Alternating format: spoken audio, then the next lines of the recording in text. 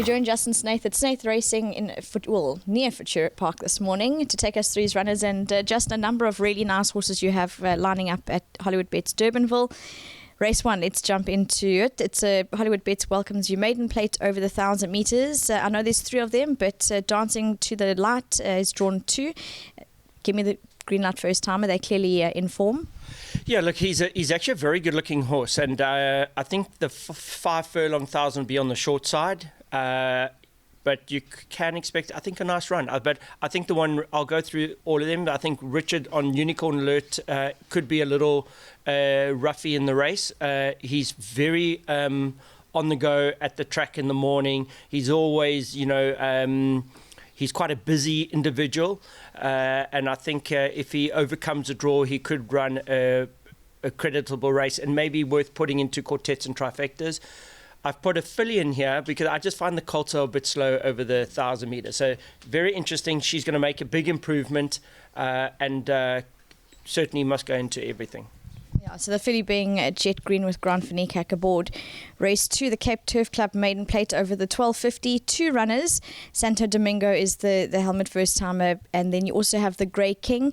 Lovely to have the Kings Club owned son of Vercingetrix. Just the unfortunate wide draw for him.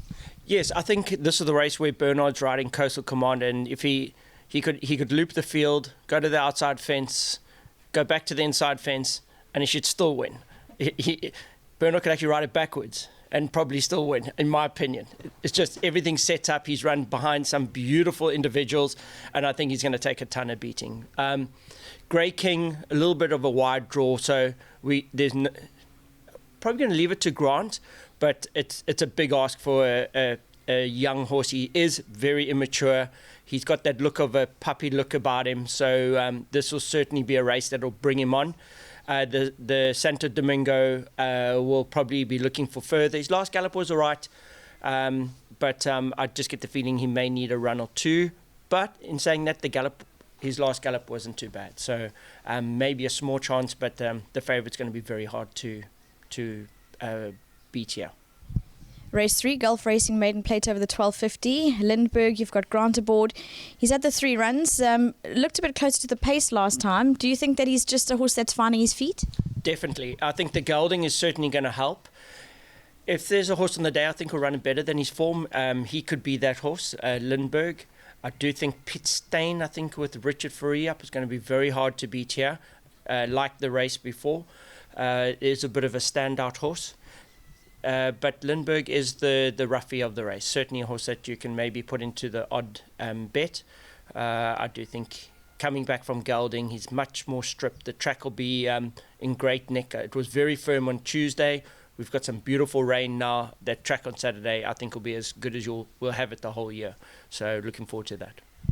Race 4, the World Sports Betting Bet with the best maiden plate over it's a fillies and mares race over the 1250. 2 runners, Red Moon Rising with Grant up.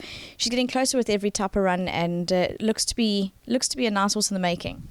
Very much so. I think she's one of my 2 best on the day. I do think Candice got Strats has got a bit of form, but I think this filly is definitely better than what Strat has taken on previously. So needed the draw, got the draw. Grant up, he's in good form.